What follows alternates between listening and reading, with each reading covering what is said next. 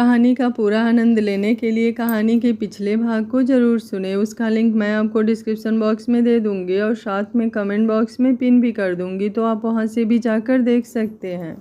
अरण्य जब रेडी होकर बाहर आया तो देखा आर्या ब्रेकफास्ट कर रही थी। अरण्य भी आकर उसके सामने की चेयर पर बैठ गया। अरण्य, जयपुर वाले ऑफिस नहीं गए आप? वहाँ का काम आपके बिना रुका पड़ा है, अंकेश जी बोले। जी बाबा सा, दोपहर तक चला जाऊंगा, अरण्य ने एक नज़र आर्या को देखते हुए कहा। शाम तक तो आ ही जाएगा ना? उर्मिला जी ने उससे पूछा।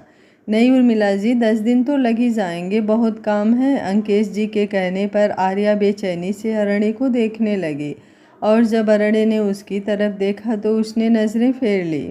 चलो हम रास्ते में आपको कॉलेज छोड़ देंगे, अरण्य ने उठते हुए कहा तो आर्या कुछ नहीं बोली, बस अपना बैग लेकर उसके पीछे बढ़ गई। अरण्य ने उसके लिए गेट खोला लेकिन वो दूसरी तरफ से जाकर बैठ गई। उसने बेचारगी में सिर हिलाया और अपनी सीट पर बैठ गया। कॉलेज नहीं, हमें हमारे घर ही छोड़ दीजिए। अरण्य ने गाड़ी आगे बढ़ाई ही थी कि वो तुनकते हुए बोली। अरण्य ने हैरानी से उसकी तरफ देखा। इतना भी नासमझ बनने की कोशिश मत कीजिए, सब समझते हैं हम, आपको हमारे साथ रहना ही नहीं है, तभी तो अब बहाना बनाकर जयपुर तक जाने का प्लान बना लिया और हमें कुछ पता तक नहीं चला, वो चिड़ी हुई सी बोली। अरण्य हल्का सा मुस्कुराया और उसकी हथेली थाम ली। हम भी नहीं जाना चाहते हैं लेकिन काम बहुत ज़रूरी है जो हमारे गए बिना स्टार्ट नहीं होगा। लेकिन अब तो लग रहा है कि हमारी आर्या भी हमारे बिना नहीं रह पाएगी, तो आप भी साथ चलिए, इसी बहाने कुछ वक्त गुजार लेंगे साथ में। नहीं, हमें कहीं नहीं जाना और ये आपकी गलतफहमी है कि हम आपके बिना नहीं रह सकते। 5 साल तक अकेले ही रहे हैं और आज जिंदा भी। बोलते हुए वो रुक गई क्योंकि अरण्य की पकड़ उसकी हथेली पर एकदम से कस चुकी थी और उसने गाड़ी एक झटके में रोक दी थी। बस ना आर्या, प्लीज़ बेटू, बार बार हमें गिल्ट मत फील करवाइए। अरण्य की आवाज़ में इस बार कुछ भारीपन था जो महसूस कर आर्या चुप हो गई। कितने दिन की लीव लेनी होगी कॉलेज से? कुछ देर बाद जब अरण्य गाड़ी आगे बढ़ा चुका था तो आर्या ने दूसरी तरफ देखते हुए कहा, चलेंगी आप? अरण्य कुछ चौंका। आप नहीं चाहते क्या? भूल जाइए अब सारा कुछ, बहुत अच्छे से पता है हमें कि आपका तो दिल ही कर रहा होगा अकेले जाने का। वहाँ कितनी सारी लड़कियाँ जो होंगी आपको देखने के लिए। वो एक बार कुछ जलन से भर उठी थी। उसे याद है जब अभी कुछ दिन पहले ही अरण्य उसके कॉलेज गया था, कैसे सबकी जुबान पर बस इसकी ही तारीफ छाई हुई थी और हर लड़की बस उसी के बारे में बात किए जा रही थी। अरण्य ने गाड़ी रोक दी तो वो अपनी आंखें छोटी करके उसकी तरफ देखने लगी। हमें कॉलेज आज ही पहुंचना है, आप बार बार गाड़ी क्यों रोक रहे हैं? क्योंकि मैडम जी आपकी मंजिल आ चुकी है, वो हौले से उसके गाल पर मारते हुए बोला तो आर्या ने बाहर की तरफ देखा। वो कॉलेज के सामने ही थी। वो झेप सी गई और जल्दी से गाड़ी से बाहर उतरने लगी। दोपहर को ही निकलना है तो आप लीव ले लीजिएगा, अगर कोई प्रॉब्लम हो तो कॉल करना।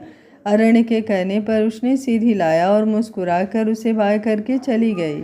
अरण्य कुछ देर तक उसे जाता हुआ देखता रहा। विश्वास नहीं हो रहा था कि सब इतनी आसानी से ठीक हो रहा है और सबसे बड़ी खुशी की बात ये थी आर्या उसके साथ जाने को तैयार थी, जो इनके रिश्ते के लिए बहुत ही अच्छा मोड़ साबित होने वाला था।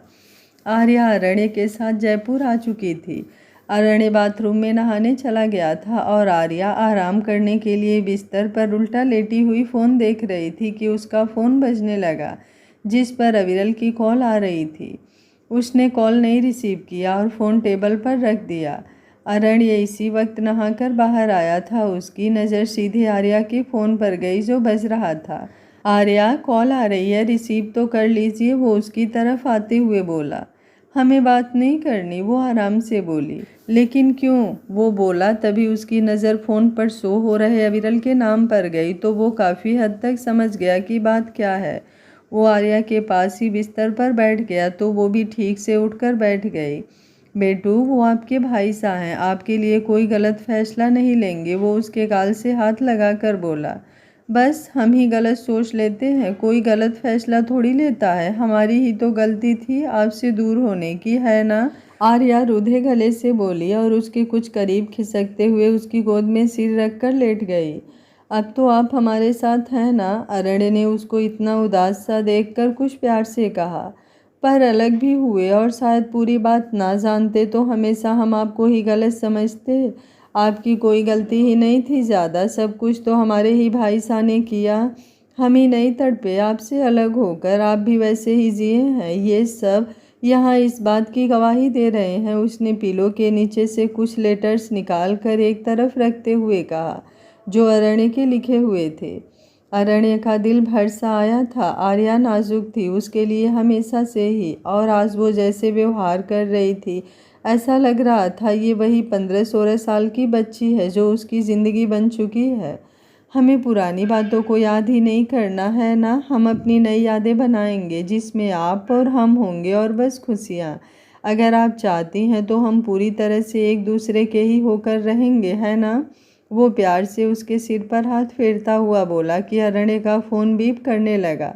उठिए और नाश्ता कर लीजिए, हमें ऑफिस भी जाना है बेटू, वो बोला तो आर्या ने अरण्य की हथेली को अपने होठों से छू लिया और फिर उठकर बैठ गई। अरण्य ने उसे कुछ घूरा उसकी हरकत पर तो वो हंसते हुए कबर्ड की तरफ बढ़ गई। झल्ली, वो खुद में ही बुदबुदाया और फिर मुस्कुराते हुए रूम से बाहर चला गया।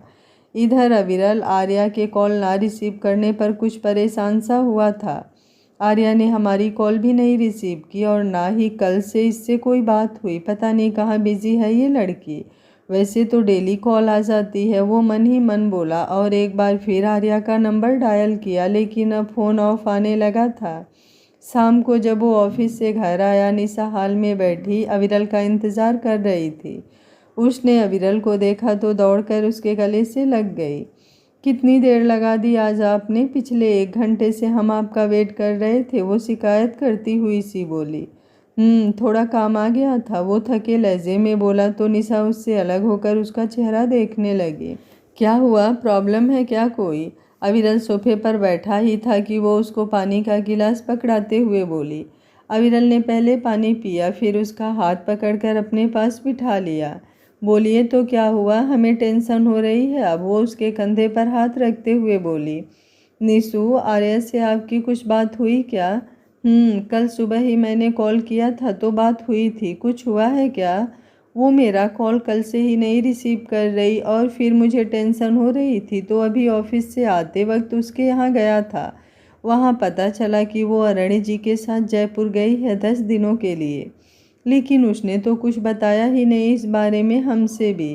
कम से कम एक मैसेज ही कर देना चाहिए था उसे। निशा भी ये सुनकर हैरान थी। परेशान मत होइए इतना, हम अभी कॉल करते हैं उसके पास, वो अविरल को इतना टेंशन में देखकर बोली।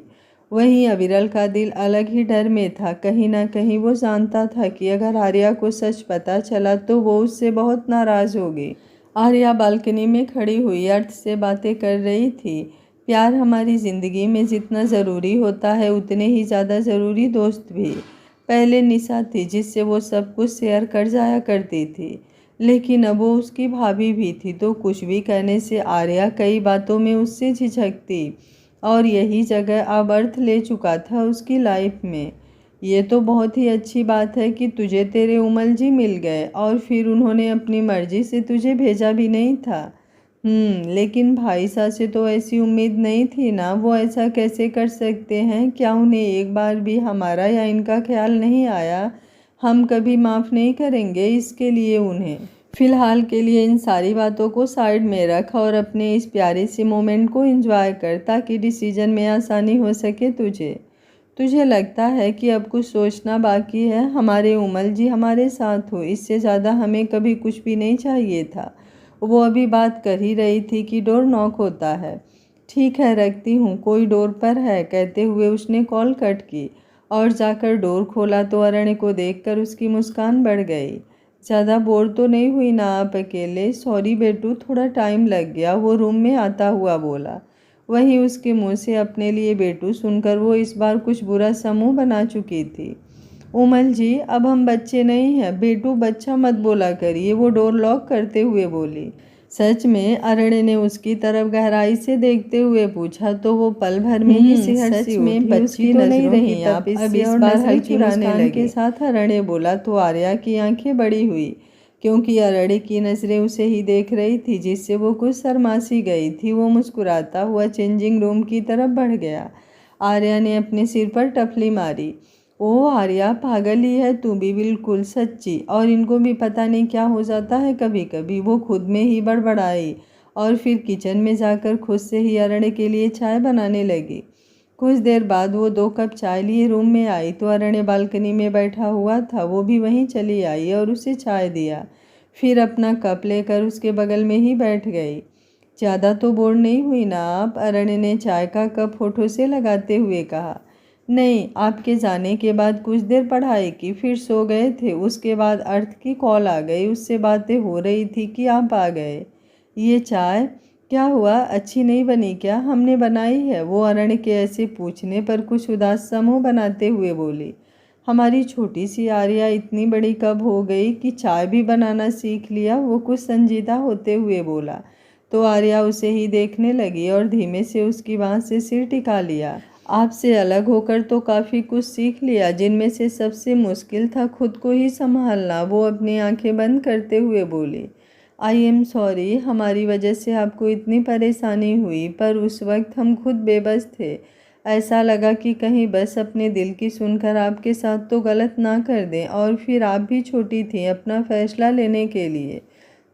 लेकिन अब हमारा कन्फर्म है सब, और अगर इस बार आपने कुछ गलत सोचा ना तो फिर सोच लीजिएगा, क्योंकि अब पहले वाली आर्या नहीं है हम, जो शांति से चले जाएंगे आपसे दूर। वो अपनी पलकों को हल्के से खोलते हुए बोली तो अरण्य ने मुस्कुराते हुए उसके गाल पर मारा। शरारत नहीं जाएगी आपकी, लेकिन आप इतने क्यूट और हैंडसम क्यों लगते हो? हमारा किस करने का मन होता है ऐसे तो आपको देखकर। वो बिना सोचे एक बार फिर बोल गई थी, और अपनी बात का होश तब हुआ जब अरण्य ने उसकी कमर पर अपनी पकड़ बनाते हुए उसे बिल्कुल अपने सामने किया। क्या कहा? किससी करनी है? अरण्य को ऐसे खुद को घूरता पाकर उसे अब शरारत सूझी थी, और वो उसके गले में अपने दोनों बाहें डालते हुए बोली। पढ़ाई पर ध्यान दीजिए अभी, वो उसे कुछ डांट कर बोला। आर्या का ऐसे बोलना उसकी धड़कनों को कितना बढ़ा चुका था, लेकिन ये लड़की उसे फुल परेशान करने के मूड में थी। प्लीज़ ना, बस इत्तू सा। वो अब मुस्कुराते हुए उसके होठों को छूकर बोली तो अरण्य का सब्र भी जैसे जवाब देने लगा। उसने आर्या की हथेली अपने होठों से हटाते हुए उसे पीछे कमर से लगा दी और उसे अपने बिल्कुल करीब खींच लिया। उसने घबराकर मासूमियत से अरण्य को देखा। बेटू, बेसब्र मत करो अभी, वरना प्रॉब्लम आपको ही होगी। कहते हुए उसने आर्या की तरफ अपना चेहरा बढ़ाया तो आर्या की आंखें बंद सी होने लगी। उसने मुस्कुराकर शिद्दत से आर्या के माथे को अपने होठों से छू लिया। एक हल्की सी नमी दोनों की आंखों में तैर गई थी। आर्या ने अरण्य के दूर होने से पहले ही उसे टाइटली हग कर लिया था। अविरल से बात कर लीजिए ना, वो परेशान है आपके लिए। घर भी आया था, बाबा सा ने हमें कॉल करके बताया। अरण्य ने उसकी पीठ पर हाथ फेरते हुए कहा। हमें कोई मतलब नहीं रखना उनसे, जिन्होंने हमें आपसे दूर किया। हमारे लिए भी नहीं, हमारे कहने से ही उनसे बात कर लीजिए। अरण्य समझ गया था कि वो इतनी आसानी से नहीं मानेगी। उमल जी, आप बेवजह की जिद कर रहे हैं, लेकिन अगर आप यही चाहते हैं तो ठीक है, हम बात कर लेंगे, लेकिन उनसे नहीं, निशा से। वो उससे दूर होकर बोली और कमरे में आ गई। फिर अपना फ़ोन उठाकर निशा का नंबर डायल कर लिया। निशा की आर्या से बात हो गई थी। वो शाम को डिनर लगा रही थी। अविरल आकर अपनी चेयर पर बैठ गया। क्या बनाया है आज? उसने पूछा। चेहरे पर कुछ उदासी थी सी। आपका फेवरेट राजमा, वो मुस्कुराकर बोली। आर्या से बात हो गई है हमारी, वो जीजू सा के साथ जयपुर गई हुई है, इसलिए ही उसे टाइम नहीं मिल पाता। और आपसे बात नहीं हुई होगी, उसे उदास देखकर निशा ने कहा और उसके प्लेट में खाना निकालने लगी। कब बात हुई तुम्हारी, और मुझसे बात क्यों नहीं कराई? उसे बताया नहीं कि मैं कितना परेशान हूँ उसके लिए, और उसे कोई परवाह ही नहीं है किसी की। शांत हो जाइए आप। और वो जीजू सा के साथ गई है, वो कोई गैर तो नहीं है ना? वो आर्या का अच्छे से ही ख्याल रखेंगे। और हम उससे आपकी बात करवाने वाले थे, लेकिन तब तक उसे कोई काम आ गया था। निशा ने उसके बगल वाली चेयर पर बैठते हुए कहा तो अविरल ने सिर हिलाया। निशा उसकी फिक्र समझ रही थी। उसने अब एक निवाला उठाकर उसके मुंह की तरफ बढ़ा दिया। खा रहा हूँ, तुम खाओ अपना। वो हल्का सा मुस्कुराने की कोशिश करता हुआ बोला। तो निशा ने आंखें सिकोड़कर उसे देखा। मेरे हाथ से खाने में कोई प्रॉब्लम है आपको? लेकिन उसके साथ तुम भी चाहिए होगी। निशा को अब मुंह लटकाता देखकर वो अपना मूड ठीक करते हुए बोला और खाने के साथ निशा की उंगली भी बाइट कर ली। वो उसकी तरफ देखने लगी तो अविरल ने मुस्कुराते हुए उसके गाल को चूम लिया। सॉरी, वो बोला और फिर उससे बात करते हुए उसके साथ खाने लगा। आबृति भी अपना सारा काम निपटाकर रूम में आई तो देखा विशाल उसका ही वेट कर रहा था। आप सोए नहीं अब तक? हमें लगा कि सो गए होंगे, वो डोर बंद करते हुए बोले। आपके बिना नींद भी कहाँ आती है, और एक आप हैं जिन्हें हमारी कोई परवाह ही नहीं। ऑफिस से आने के बाद बस आप ही चाहिए होती हैं हमें, और टाइम कम मिलता है। अब वो शिकायत करता हुआ कुछ सिड़न से बोला। हम जानते हैं, लेकिन ऐसे काम भी तो छोड़ना अच्छा नहीं लगता ना। आप नाराज़ मत होइए, अब तो हम यहीं हैं आपके पास। वो उसके पास बिस्तर पर बैठते हुए बोली तो विशाल ने दूसरी तरफ मुंह घुमा लिया। आबृति ने उसका चेहरा अपनी तरफ को किया और उसे देखने लगी तो वो हंस दिया। आप नाराज भी नहीं रहने देती। वो अब उसे कसकर अपने सीने से लगा चुका था। आबृति भी मुस्कुराकर उसके सीने से लिपटी हुई थी। आबृति की गर्दन पर विशाल का चेहरा था। उसने धीमे से अपने होठ वहां रखे तो वो चिहुक सी गई और अपनी हथेली से उसकी टी शर्ट को पकड़ लिया। आबृति, आपको बहुत प्यार करना चाहता हूँ यार, मेरे से नहीं बर्दाश्त होता आपसे दूर रहना। कुछ ज़्यादा हो गया हो तो सॉरी। उसके होठ जब उसके गर्दन पर चले तो उसने आबृति की तेज चलती सांसों को महसूस कर उसे छोड़ दिया था और उससे दूर होने लगा था कि आबृति ने उसकी बाँह पकड़ ली। विशाल ने उसकी तरफ सवालिया नज़रों से देखा तो वो अपनी पलकें झुका गई थी। आपकी खामोशी कुछ कह रही है, क्या इसे सही समझा जाए? उसने अपने होठों को दांतों तले दबाते हुए उस पर नज़रें जमाए हुए ही कहा तो वो अपना सिर और झुका गई। आबृति, पागल हो जाऊंगा यार मैं, कहते हुए वो उसे अपने ऊपर खींच लिया और बिना एक भी पल गवाए उसके लबों को चूम लिया। आबृति ने उसकी गर्दन पर अपने हाथों की हल्की सी पकड़ बना रखी थी और एक हाथ विशाल के बालों में घूमने लगा था। उसे महसूस कर आंखों में हल्की सी नमी आ गई थी जो विशाल को अपने गाल पर महसूस हुई। वो उससे दूर हुआ और उसने आबृति को देखा और फिर अपने होठों को उसके आंसुओं पर रख दिया। रोया मत कीजिए, जानती है ना कि मुझे बिल्कुल भी नहीं देखा जाता आपकी आंखों में आंसू। प्यार ही ने सांसें हैं आप मेरी। वो प्यार से एक हाथ से उसका गाल सहलाते हुए बोला तो आबृति ने इस बार खुद ही आगे बढ़कर उसके होठों को चूमते हुए उसे खुद के करीब किया था। रात गहराने के साथ ही दोनों एक दूसरे में सिमटते जा रहे थे और इनके बीच की सारी दूरियां खत्म हो गई थी। जो एक झिझक थी इस रिश्ते में वो भी अब नहीं बची थी। इधर जयपुर में धीरे धीरे आर्या का बचपना एक बार फिर झलकना शुरू हो चुका था जो अरण्य से दूर होने पर खोसा गया था। ऐसे ही एक सुबह कुछ जल्दी आर्या की नींद खुली तो नज़र सामने सोफे पर सोए हुए अरण्य पर चली गई। वो बेड से उतरकर उसकी तरफ आई। सोते हुए भी उसके चेहरे पर एक प्यारी सी मुस्कान थी जो देखकर वो भी मुस्कुरा पड़ी। इतना हैंडसम और क्यूट लगना ज़रूरी होता है क्या आपका? कहते हुए उसने झुककर उसके बालों को माथे पर बिखेर दिया और उसके दोनों गालों को चूम लिया। हम कितना खुश हैं आपके पास आकर, शायद ये कभी शब्दों में बता ही ना पाए। ज़िंदगी हैं आप हमारी। वो उसे देखते हुए ही बोली और फिर काफ़ी देर तक वहीं खड़ी रही। रूम में हल्की धूप आने लगी थी जिसकी वजह से वो कुनमुना रहा था। आर्या ने देखा तो अब जाकर विंडो पर पर्दे खींच दिए। अरण्या वापस से नींद में चला गया तो वो बाथरूम की तरफ बढ़ गई। कुछ देर बाद अरण्य की नींद खुली तो नज़र सीधा घड़ी पर पड़ी। सुबह के 9:30 बज रहे थे जो देखकर वो हड़बड़ा कर उठ बैठा। ओ माय गॉड, इतना टाइम कैसे हो गया? आज मीटिंग थी हमारी 9 बजे से, वो खुद में ही बोला और फिर बाथरूम की तरफ देखा तो डोर बंद था। आर्या आर्या थोड़ा सा उसकी आधी बात मुंह में ही रह गई थी क्योंकि आर्या ने तब तक डोर ओपन कर दिया था और वो बाथरूम से बाहर आ गई। अपने गीले बालों को टॉवेल में लपेट रखा था उसने और वाइट कलर का नी लेंथ ड्रेस पहना हुआ था उसने जिसमें उसके गोरे पैर साफ दिख रहे थे। अरण्य ने एक पल को अपनी आंखें बंद की। गुड मॉर्निंग, उठ गए आप? वो ड्रेसिंग टेबल की तरफ जाते हुए बोली तो उसने बस सिर हिलाया और कबर्ड की तरफ बढ़ गया। धड़कनें काफ़ी फास्ट चल रही थी उसकी। आपके लिए कपड़े आज हम सिलेक्ट करें? उसने एक्साइटेड होकर पूछा। लेट हो रहा है यार हमें। हाँ तो हमसे बहस करने की बजाय आप जाकर फ्रेश हो जाइए ना। हमने कब बहस की आपसे? वो हैरान सा बोला। अभी आप वही कर रहे हैं, वो मुंह बनाते हुए बोली तो अरण्य ने उसे घूर कर देखा, जिस पर आर्या ने टॉवेल उसकी तरफ बढ़ा दिया। वो अब बिना कुछ कहे फ्रेश होने चला गया। जब वो नहा कर आया तो आर्या रूम में नहीं थी, लेकिन बिस्तर पर अरण्य के कपड़े रखे थे, जो देखकर वो हल्का सा मुस्कुरा दिया। सच में बड़ी हो गई है हमारी बेटू। आर्या और अरण्य आज घर वापस आ गए थे। दोनों को यहाँ पहुँचते हुए ही दोपहर हो गई थी। आकर उन्होंने लंच किया और अब रूम में आए थे। आर्या तो चेंज करके सीधा बिस्तर पर आ गिरी थी, वहीं अरण्य लैपटॉप लेकर बैठा। आपके काम ही नहीं खत्म होते ना, ये नहीं कि थोड़ा सा आराम कर ले, वो उसकी तरफ देखते हुए बोली। बस थोड़ा सा वर्क था बच्चा, वो लैपटॉप की स्क्रीन पर ही हाथ लगाए बोला। आर्या अपनी जगह से उठकर उसके पास आई और लैपटॉप छीनकर बंद कर दिया। आर्या, वो कुछ हैरानी से बोला।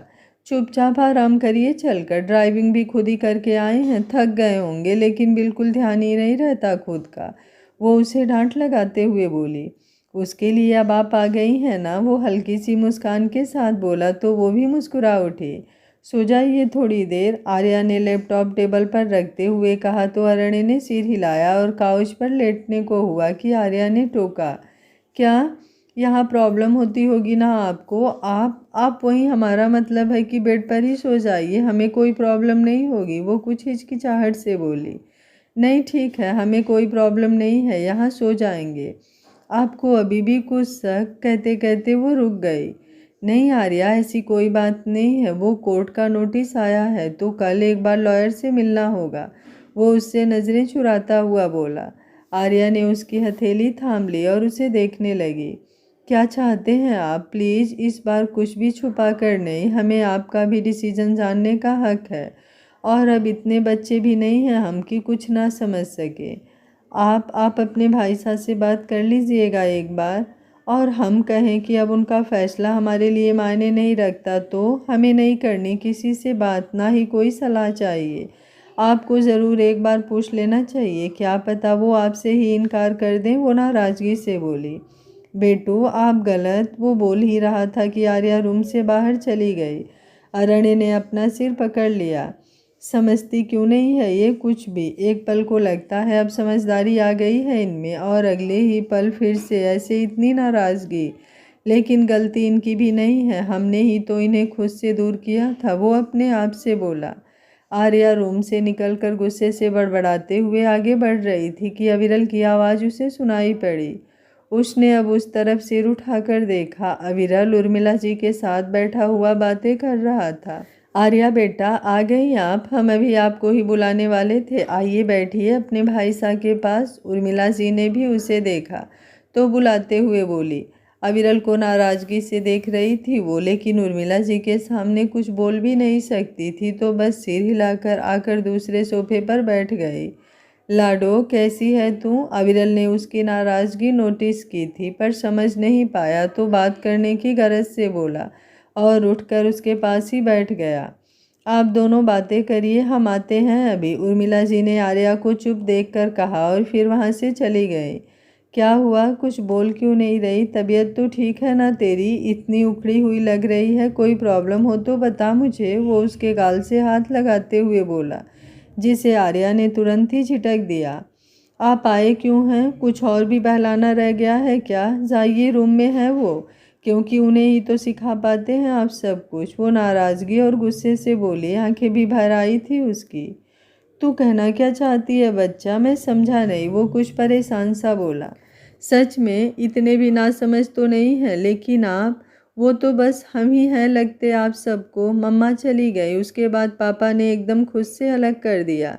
शादी ये शब्द भी ठीक से नहीं जानते थे हम। उसके बाद यहाँ आने पर उमल जी ही हमारा परिवार बन गए थे। हर बार सबकी डांट से हमें बचाते, उनकी भी मर्जी से नहीं था हमारा रिश्ता, लेकिन उन्होंने हर तरफ से निभाया, हमारी जान तक बचाई, हमें इतना प्यार दिया। लेकिन आप आए भी तो हमें उनसे दूर कर दिया। आपने एक भी बार हमारे या उनके बारे में नहीं सोचा, आपको बस उम्र ही दिखी। वो कहते हैं कि आप गलत नहीं हैं, आपको हमारी परवाह है, लेकिन आप इतना क्यों नहीं समझ सकते कि जब वो हम जैसी नासमझ और बचकानी लड़की को इतना संभाल सकते हैं, तब जब उसे जानते भी नहीं थे, ज़्यादा उसके लिए अपना सपना तक छोड़ा, तो हमसे कितना प्यार करते होंगे। अगर वो उम्र में हमसे बड़े हैं तो हम ही कम जी लेंगे ना, लेकिन जब तक जिंदा हैं तब तक तो साथ रहने देते ना।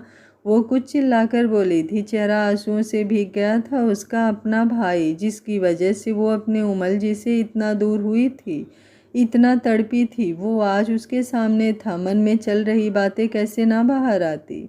क्या कुछ भी बोले जा रही हैं आप? दिमाग खराब हो गया है आपका? जो बहुत जिंदा मरना याद आ रहा है। अरण्य, जो आर्या के पीछे ही आया था, कुछ दूर खड़ा हो गया था। वो अब उसे डांटते हुए बोला, लाडो देख बेटा, तू गलत समझ रही है मुझे। मैंने हमेशा तेरा अच्छा ही सोचा है। आर्या की बात सुनकर अविरल एकदम ही परेशान हो चुका था। हाँ, वो मानता था कि उससे कुछ गलती हुई थी, लेकिन अपनी बहन की नज़रों में ये नाराज़गी नहीं देखी जा रही थी उससे। अपने बच्चे की तरह प्यार करता था वो उससे। मत सोचिए कुछ भी, हमारा अच्छा बुरा सब जानते हैं हम, वो चिढ़ते हुए बोली और वहाँ से अपने रूम की तरफ भाग गई। अविरल, परेशान मत होइए। आर्या ज़्यादा टाइम तक नाराज़ नहीं हो सकती। बहुत प्यार करती है वो अपने भाई साहब से। अरण्य ने अविरल के कंधे पर हाथ रखते हुए कहा तो अविरल ने अफसोस से आंखें मूंद ली। आई एम सॉरी, सब मेरी ही गलती है। मुझे कुछ दिखा ही नहीं अपने आगे और मैं अपने हिसाब से सब करता चला गया। लेकिन मेरी लाडो की नाराज़गी, उसका गुस्सा, ये बेगानापन नहीं देखा जा रहा मुझसे, बिल्कुल भी नहीं। प्लीज़ कुछ कीजिए ना। वो अरण्य के सामने अपने हाथ जोड़ते हुए सिर झुकाकर बोला। अविरल, नहीं, आपकी इतनी गलती नहीं है। हम आर्या से बात करेंगे, आप संभालिए खुद को। अरण्य ने उसका हाथ नीचे करते हुए कहा तो वो अरण्य के गले लग गया। काफ़ी भावुक हो चुका था वो। अरण्य ने भी उसे होल्ड कर लिया और हल्का सा उसके सिर पर हाथ फेरा। तब तक सर्वेंट नाश्ता ले आई थी। अरण्य अविरल के साथ ही बैठ गया था बात करते हुए। करीब 1 घंटे बाद अरण्य रूम में लौटा तो देखा आर्या बालकनी में झूले पर बैठी हुई थी। वो भी आकर उसके ही पास बैठ गया तो आर्या कुछ दूर खिसक गई। अरण्य फिर से उसके कुछ करीब हुआ और इस बार आर्या के दूर होने से पहले ही उसकी कमर थाम ली थी। आर्या ने उसकी तरफ देखा तो वो उसे ही देख रहा था। हटिए, वो जो उसके स्पर्श को महसूस कर खोने से लगी थी। अपना गुस्सा याद आते ही उसका हाथ हटाने लगी। इतना गुस्सा नहीं करना चाहिए। और फिर आप तो मेरी बेटू है ना, वो प्यार से बोला और अपने एक हाथ से उसका सिर अपने कंधे से लगा लिया तो आर्या ने आंखें बंद कर ली। अरण्य के काफ़ी समझाने के बाद वो गेस्ट रूम में खाने की प्लेट लेकर आई थी, क्योंकि यहाँ आने के बाद अविरल ने कुछ भी खाया पिया नहीं था। उसने डोर नॉक किया तो अविरल ने उस तरफ देखा। आर्या, आओ लाडो, उसने हल्का सा मुस्कुराने की कोशिश करते हुए कहा। आर्या अंदर आई और अपने हाथ में ली हुई खाने की प्लेट को टेबल पर रख दिया। खाना खा लीजिए, आपने कुछ खाया भी नहीं है, ऑफिस से सीधा यहीं चले आए हैं। आर्या ने उसकी तरफ देखे बिना ही कहा। भूख नहीं है मुझे अभी। अविरल उसको ऐसे देखकर बोला तो आर्या उसकी तरफ देखने लगी। यूं खुद को हर्ट करके आप मुझसे माफ़ी हासिल कर लेंगे? आपको यही लगता है हर बार आपको अपनी ही चलानी होती है? वो अब नाराज़गी से उसकी तरफ देखते हुए बोली। नहीं लाडो, ऐसा कुछ नहीं है। तू भी जानती है कि मैं बस तेरी ही खुशियाँ चाहता हूँ। इन सब बातों को छोड़िए अब और आप खाना खाइए। निशा भी परेशान होगी, उसे कॉल करके बता दीजिएगा अगर रुकना हो तो, आर्या ने कहा। अविरल की कुछ आंखें भर सी आई थी। उसने आर्या का हाथ पकड़ लिया। तू नहीं चाहती तो मैं वैसे भी नहीं रुकूंगा तेरे ससुराल में। हक क्या बनता है मेरा? इतनी बड़ी गलती हो गई मुझसे कि तू ऐसे परायों जैसा व्यवहार कर रही है। प्लीज़ भाई साहब, कुछ भी मत कहिए आप। हम सब समझते हैं कि आप अच्छा ही चाहते थे, लेकिन कैसे खुद को समझाएं? और आप ऐसा कैसे बोल सकते हैं कि आप हमारे कुछ नहीं लगते? अब आपके और उमल जी के अलावा वैसे भी कोई ना बचा है शायद। पहले उनसे अलग थे और अब आप दूर हो जाइए। कहते हुए वो रो पड़ी। अविरल ने उसे खींचकर अपने सीने से लगा लिया। मुझे माफ़ कर दे मेरा बच्चा, कोई तुझे उनसे अलग नहीं कर रहा और तू तो ज़िंदगी है मेरी। वो उसकी पीठ पर हाथ फेरते हुए उसे शांत करा रहा था। हमें उनसे ज़्यादा अच्छे से कोई नहीं समझ सकता भाई साहब, हर बात में उम्र ही नहीं मायने रखती। हम भी उनसे बहुत प्यार करते हैं, अब नहीं रह पाएंगे उनके बगैर। वो अविरल के सीने से ही लगे हुए सिसकते हुए बोल रही थी। समझ गया हूँ बेटा कि तू उनके साथ ही ज़्यादा खुश है, वो उसे खुद से अलग करते हुए बोला। इतनी आसानी से तो शायद आर्या का गुस्सा ठंडा नहीं होने वाला था, और ये बात अविरल भी जानता था। उसे यकीन था कि आर्या अगर इस वक्त उसके पास आई है तो बस अरण्य की ही वजह से। कितना कुछ झेला था आर्या ने इन 5 सालों में, उस मासूम सी बच्ची के दिमाग पर कितना गहरा असर उसका पड़ा था, ये अविरल भी बहुत अच्छी तरह से जानता था। लेकिन उसे कुछ दिखता ही नहीं था, सिर्फ दिखा तो उम्र का फासला। खाना खा लीजिए। अच्छा अब आप, आर्या उससे दूर होते हुए बोली और उसके पास ही बैठ गई ताकि वो खाना खा ले। अगले दिन अरण्य और आर्या ने जाकर अपना डाइवोर्स केस रिजेक्ट करवा दिया था। अविरल से भी आर्या की नाराज़गी खत्म हो गई थी। 1 मिनट, गाड़ी रोकिए। वो कोर्ट से वापस आ रहे थे कि आर्या ने एकदम से कहा, तो अरण्य ने उसकी तरफ सवालिया नज़रों से देखा। रोकिए, तो वो वापस से बोली, जिस पर अरण्य ने गाड़ी रोक दी।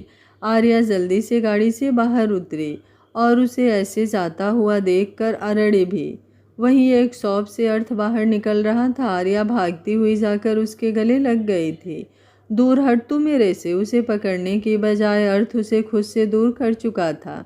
अभी यार इतना गुस्सा क्यों कर रहा, अभी 2 ही दिन हुए हैं वहाँ से आए हुए, और बिल्कुल भी टाइम नहीं मिला, वरना ऐसा हो सकता है कि हम तेरे से मिलने ना आए। वो उसकी नाराज़गी की वजह समझते हुए बेचारा समूह बनाकर बोली। डार्क पिंक कुर्ती और जीन्स में वो बेहद ही प्यारी लग रही थी आज। हाँ हाँ बस कर, बहाने ना बना, पता है हमें कि अपने हस्बैंड के आते ही भूल गई मुझे। अब दोस्त जरूरी ही क्या है, वो शिकायत करता हुआ बोला। ओ हो मेरा क्यूटी, इतना गुस्सा। वो उसके गाल खींचते हुए हंसकर बोली, जिस पर अर्थ उसे घूरने लगा। वहीं अरण्य काफ़ी ध्यान से दोनों को देख रहा था। जाने क्यों अर्थ के नाम से भी उसे जलन सी होती थी, और उन दोनों को ऐसे बात करना उसे कुछ खास अच्छा नहीं लगा। ऐसा नहीं था कि वो खिलाफ था लड़के लड़कियों की दोस्ती के, लेकिन जिनसे प्यार होता है उनका किसी और से बात करना जलन भी तो बहुत दिलाता है, और कुछ ऐसा ही अरण्य के साथ भी हो रहा था। आर्या, हम गाड़ी में हैं, आप आ जाइएगा। कुछ पल की चुप्पी के बाद अरण्य बोल पड़ा।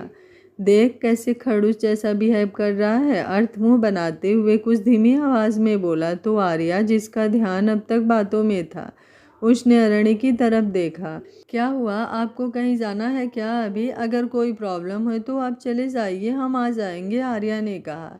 नहीं, बस आप दोनों के बीच हमारा क्या काम, इसलिए बोला, अरण्य बोला। आर्या बोली, बात तो आपकी सही है, आप बोर भी हो जाएंगे। वो आपस में बात कर ही रहे थे कि अर्थ के फ़ोन पर किसी की कॉल आई। सुन, मैं तुझे बाद में मिलता हूँ, मॉम की कॉल थी, घर जल्दी पहुँचना है। कॉलेज तो आएगी ना कल? मिलता हूँ मैं ही, अर्थ ने कहा। तो आर्या ने सिर हिलाया। अर्थ ने उसे हक कर लिया और बाय बोलकर चला गया। आर्या और अरण्य भी घर आ गए। जब वो रूम में आए तब भी अरण्य का मुंह कुछ अजीब सा बना हुआ था। वो चेंज करने जा रहा था कि आर्या ने उसका हाथ थाम लिया। आर्या, हाथ छोड़िए, हमारी ऑनलाइन मीटिंग्स भी है, लेट हो रहा है, वो उससे बोला। सच में? आर्या ने उसके चेहरे पर नज़र जमाए हुए पूछा। वो बस इतना ही बोला और अपना हाथ छुड़ाकर चला गया। उसके जाते ही आर्या मुंह पर हाथ रखकर खिलखिलाकर हंस पड़ी। बहुत परेशान किया है ना आपने, और तो और हर बात मनवाते हैं मेरे से। अब देखती हूँ कब तक ये चलता है। इतनी जलन होती है, लेकिन मुँह से तो बोलेंगे ही नहीं। वो अरण्य की शक्ल याद कर एक बार फिर हंस पड़ी थी। जब वो अर्थ के गले लगी थी तभी उसने नोटिस किया था अरण्य के चिढ़ना और जलन। लेकिन आर्या भला इतनी आसानी से कोई काम छोड़ दे? उसे तो अब अपने उमल जी को बस तंग करना था। थोड़ी देर बाद अरण्य फ्रेश होकर बाहर आया तो आर्या रूम में नहीं थी। कोई फर्क ही नहीं पड़ता इस लड़की को, जैसे मेरे रूठने नाराज होने से बस अपना दोस्त ही चाहिए इसे। क्यों बात करनी है इतना उससे, क्यों गले मिलना है इसको? वो खुद में ही बड़बड़ाया और फिर सिर झटकते हुए अपना लैपटॉप लेकर बैठ गया। उर्मिला जी किचन में थी जब आर्या भागते हुए आई और उनसे लिपट गई। वो एकदम ही चौंक गई थी। ये क्या हरकत है आपकी, डरा दिया था आपने हमें बिल्कुल, वो कुछ डांटते हुए बोली। आपको पता है आपकी इसी डांट को हमने बहुत ज़्यादा मिस किया था, लेकिन फिर यहाँ आकर भी अब तक वो वाली फीलिंग नहीं आ रही थी। अब आप डांट रही हैं तो सच में ऐसा लग रहा है जैसे हम अपने ससुराल में हो। आर्या ने मुस्कुराते हुए प्यारा सा चेहरा बनाकर कहा तो उर्मिला जी उसे देखने लगे। रौनक बन गई थी इस घर की आप, लेकिन आपके जाने के साथ ही हमारा ऋण भी यहाँ से दूर ही हो गया था। उर्मिला जी उदासी के साथ बोली। अब तो आ गए हैं ना हम फिर से आपकी डांट सुनने के लिए और उन्हें भी तंग करने के लिए, आर्या ने धीरे से कहा। लेकिन आपने तो हमसे भी जैसे रिश्ता खत्म ही कर लिया, उर्मिला जी बोलते हुए चाय बनाने लगी थी। उनका मिजाज थोड़ा सख्त ज़रूर था, लेकिन दिल में सबके लिए प्यार ही था और आर्या की जगह तो उनके बेटे के दिल में थी, फिर उससे फ़र्क पड़ना भी लाजमी ही था।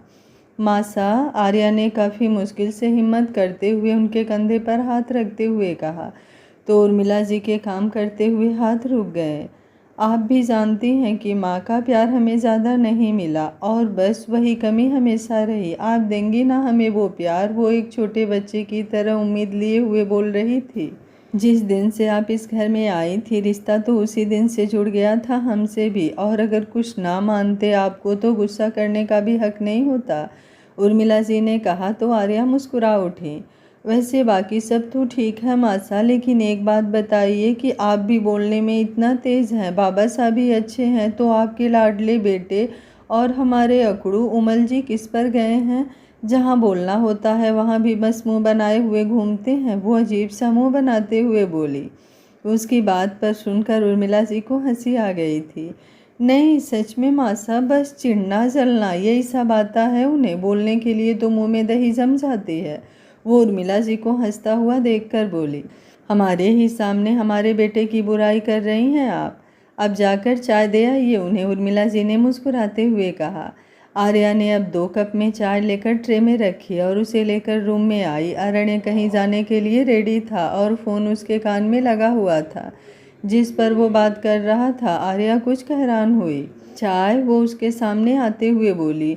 लेट हो रहा है। वो जो घड़ी पहन रहा था उसने इनकार में सिर हिलाया और रूम से चला गया।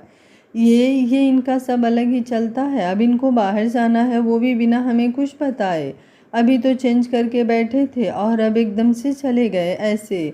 क्यों नहीं समझते ये, हमें इनके साथ टाइम चाहिए होता है, वो भी बहुत सारा।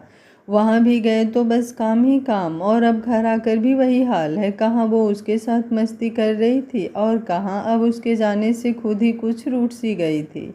इधर निशा घर पर अकेली थी। अविरल अपने ऑफिस गया हुआ था। दोनों ने बाहर जाने का प्लान किया था तो निशा तैयार हो रही थी। उसने पर्पल कलर की बहुत सुंदर सी साड़ी पहनी हुई थी जिसमें वो बहुत ही खूबसूरत लग रही थी। उसने अपने कानों में झुमके पहने और बाल बनाने लगी थी कि उसका जी मिचलाने लगा और वो भागती हुई बाथरूम में गई जहाँ वोमिटिंग होने लगी थी उसे। कुछ देर में अविरल भी आ गया था। वो रूम में आया तो उसे निशा नहीं देखी, लेकिन बाथरूम का दरवाज़ा खुला देखकर वो इस तरफ आ गया।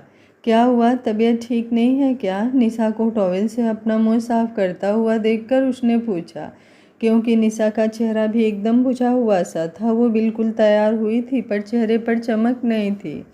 नहीं कुछ नहीं, ठीक हूँ, वो उसे देखकर हल्का सा मुस्कुरा कर बोली। अविरल कई दिन से उसके साथ टाइम स्पेंड करना चाहता था पर कुछ न कुछ ऐसा हुआ जा रहा था जिस वजह से उनका प्लान कैंसिल हो जाता था, और आज भी ऐसा हो निशा बिल्कुल नहीं चाहती थी। पक्का ना ठीक हो? अविरल ने उसके गाल से हाथ लगाकर कहा तो उसने मुस्कुराकर सिर हिलाया। वैसे कुछ भी कहो, रेड में एकदम हॉट लगती हो, वो अब उसे ऊपर से नीचे तक देखता हुआ बोला। बस कीजिए और जाकर चेंज कीजिए, वो हंसकर बोली और रूम में आ गई और उसी के साथ अविरल भी आ गया। मैं क्या चेंज करूं, हेल्प करो ना, ये भी नहीं दिख रहा कि पति बेचारा काम से वापस आया है, उसकी कोई हेल्प कर दें, उसको चेंज करा दे, वो मासूम सा मुँह बनाकर बोला तो निशा ने आँखें छोटी कर उसे घूरा। अच्छा जी, आपकी हरकतों से अच्छे से वाकिफ़ हैं हम, क्या चल रहा है आपके दिमाग में मैं जानती हूँ।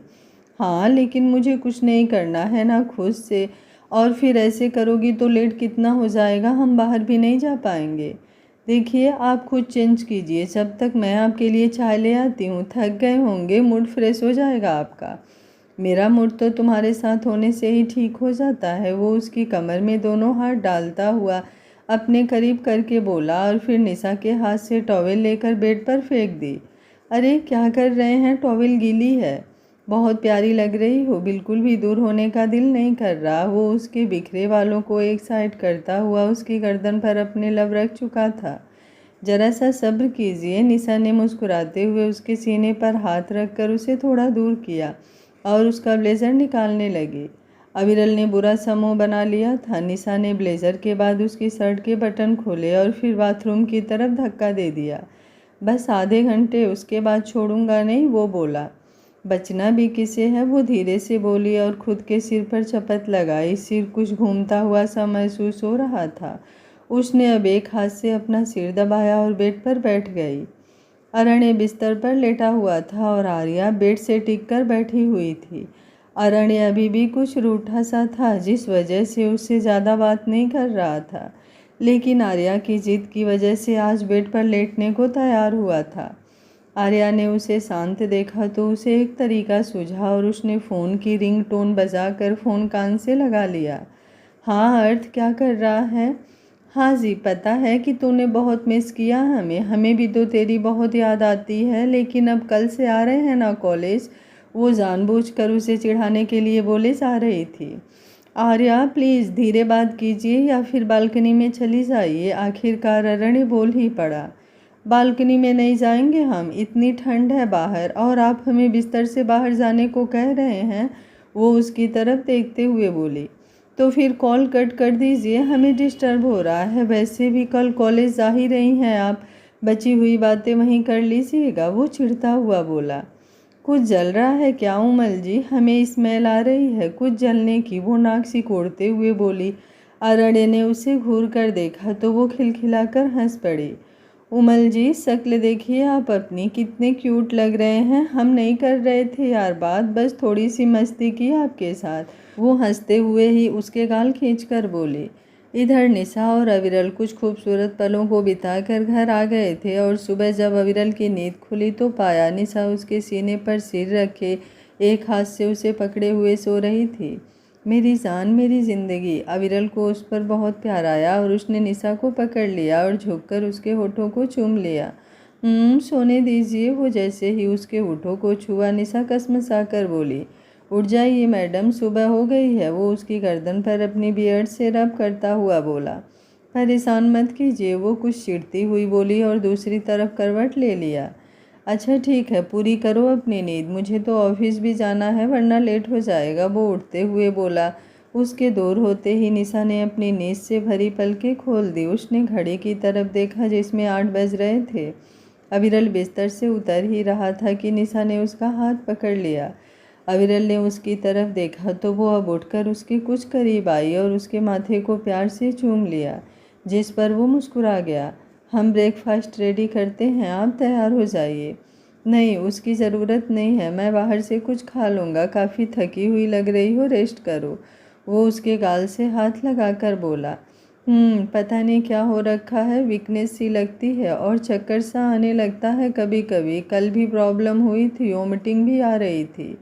और ये बात अब बता रही हो? वो कुछ नाराज़ सा होता हुआ बोला। आपको परेशान नहीं करना चाहती थी और फिर कल कितने टाइम बाद तो हम साथ में कहीं जा रहे थे। हाँ, पर वो हेल्थ से इम्पोर्टेंट नहीं था ना, हम बाद में भी कभी चले जाते। प्लीज़ ना, अब उन सब बातों को छोड़िए, नाराज़ मत होइए ना, वो उसके गले में बाहें डालते हुए बोली। आराम करो, मैं शावर लेकर आता हूँ, फिर हॉस्पिटल चलेंगे, वो उसका हाथ हटाते हुए बोला। ठीक हूँ, अब हॉस्पिटल जाने की ज़रूरत नहीं है, आप तैयार होइए, हम ब्रेकफास्ट बनाते हैं। पक्का ना? वो अपनी पलकें झपकाते हुए बोला। इधर आर्या कॉलेज जाने के लिए रेडी थी और अरण्य भी तैयार था, तो आर्या ने उससे ही कॉलेज छोड़ने को कहा। अंकेश जी आज घर पर ही थे। उर्मिला जी आकर उनके बगल में बैठ गईं। क्या हुआ, कुछ कहना है क्या आपको? उन्होंने उर्मिला जी को देखते ही पूछा, क्योंकि वो इस वक्त स्टडी रूम में थे और उर्मिला जी जल्दी से यहाँ आती नहीं थी। जी, हमें कुंवर और आर्या बीदड़ी को लेकर कुछ बात करनी थी। मासूम मोहब्बत कहानी के आज का पार्ट आप लोगों को कैसा लगा, कमेंट बॉक्स में अपनी राय ज़रूर दीजिएगा। कल का पार्ट अगर आप लोग जल्दी देखना चाहते हैं तो ज़्यादा से ज़्यादा कमेंट करिएगा, फिर मैं जल्दी पार्ट को लाने की कोशिश करूँगी। उम्मीद करती हूँ कहानी आप लोगों को पसंद आ रही होगी। वीडियो पसंद आ रहा है तो लाइक शेयर एंड चैनल को सब्सक्राइब कर लीजिएगा। Thank you for watching. मिलते हैं कहानी के अगले भाग में।